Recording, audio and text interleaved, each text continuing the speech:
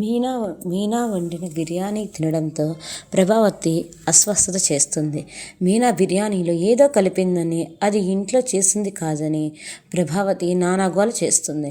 ప్రభావతికి రోహిణి కూడా వంత పాడుతుంది. అప్పుడే బాలు ఎంట్రీ ఇచ్చి నిజాన్ని బయటపెడతాడు. రోహిణి తన తల్లి కొడుకు ఉండటానికి అద్దె ఇల్లు కోసం తిరుగుతూ ఉంటుంది. అక్కడితో గత ఎపిసోడ్ ముగిసింది. సోమవారం రాత్రి ప్రసారం కాబోయే ఎపిసోడ్లో ఏమైందంటే, ట్యాక్సీ స్టాండ్లో రాజేష్ ఫుల్గా తాగి పడి ఉండటం చూసి బాలుకి కోపం వస్తుంది. ఏరా ఎందుకింత తాగావు? నీ ప్రాణాల మీద నీకు తీపి లేదా? రోడ్డు మీద ఇలా పడి ఉండటానికి నీకు సిగ్గుగా లేదా అని రాజేష్ని బాలు కోపంగా అడుగుతాడు.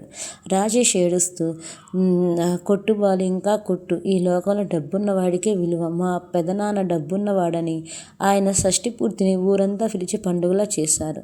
నా కన్న తండ్రికి షష్ఠి పూర్తి వస్తుంటే నా దగ్గర పైసా లేదు. తక్కువగా చేస్తే పరువు పోతుంది, ఎక్కువగా చేయడానికి స్తోమత లేదు.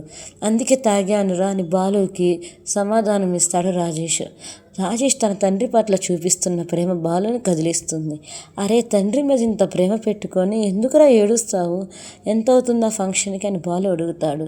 కనీసం 1,00,000 అవుతుందిరా, ఎవరిని అడిగినా మొహం చాటేస్తున్నారని రాజేష్ సమాధానం ఇస్తాడు. నువ్వు వెళ్ళి ఏర్పాట్లు చేసుకో, ఆ ₹1,00,000 నేను ఇస్తాను, ఇది నా మాట అంటూ బాలు రాజేష్కి అభయం ఇస్తాడు. మరోవైపు మనోజ్ తన షోరూమ్ కోసం సెక్యూరిటీ గార్డ్ ఇంటర్వ్యూ నిర్వహిస్తూ ఉంటాడు.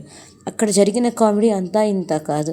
ఇంటర్వ్యూకి వచ్చిన వ్యక్తిని చూసి షాక్తో, ఏంటి వీడు ఇంత పొడుగున్నాడు, సరే జీతం ఎంత కావాలని అడుగుతాడు. నెలకి 10,000 చాలు సార్, కానీ నా డైట్ కండిషన్స్ ఉన్నాయి. ఉదయం 20 పూరీలు, 50 ఇడ్లీలు, మధ్యాహ్నం బిర్యానీ, సాయంత్రం డ్రింక్, రాత్రి 25 గుడ్లు చపాతీలు, ఇవి మీరు ఇప్పించాలని మనోజ్ అడుగుతాడు గార్డు. ఊరే, నువ్వు తినడానికా లేక హోటల్ నడపడానికా? నిన్ను మేపడం నా వల్ల కాదు బాబోయ్ అని అంటాడు మనోజ్. నేను తినకపోతే మీ మీద అటాక్ చేసేవాళ్ళని ఎలా అడ్డుకుంటాను సార్? కావాలంటే చూడండి అంటూ మనోజ్ నమాంతం ఎత్తుకొని గిరగరా తిప్పి కింద పడేస్తాడు. మనోజ్కి చుక్కలు కనిపిస్తాయి.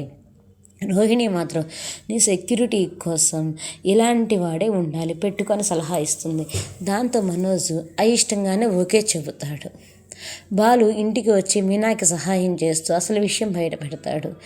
మీనా, రాజేష్ వాళ్ళ నాన్న షష్ఠి పూర్తి కోసం ₹1,00,000 ఇస్తానని మాట ఇచ్చాను. మన దగ్గర ఆ గెలిచిన డబ్బు ఉంది కదా, అది ఇచ్చేద్దాము బాలు మీనాతో అంటాడు. మీనా షాక్తో, ఏమంటున్నారు? ఆ డబ్బు మనం ఇల్లు కట్టుకోవడానికి దాచుకున్నది. అనవసరమైన ఆర్భాటాల కోసం ఆ డబ్బు ఎలా ఇస్తారు? స్నేహితుడు ఆపదలో ఉంటే సహాయం చేయాలి, కానీ ఇలాంటి విలాసాల కోసం మనం ఇబ్బంది పడకూడదు. మీనా బాలుకి సలహా ఇస్తుంది. అది ఆర్భాటం కాదు మీనా, ఒక కొడుకు తన తండ్రికి ఇచ్చే గౌరవం. నేను మాట ఇచ్చాను, నేను వెనక్కి తగ్గను అని అంటాడు బాలు. లేనప్పుడు లేదనే చెప్పాలి. ఆ డబ్బు రాకపోతే మన పరిస్థితి ఏంటి? నేను ఒప్పుకోనని బాలుకి తేల్చి చెబుతుంది మీనా. వీరిద్దరి గొడవని చాటుగా ఉన్న ప్రభావతి వాళ్ళిద్దరి మధ్య గొడవ పెట్టడానికి ప్రయత్నిస్తుంది.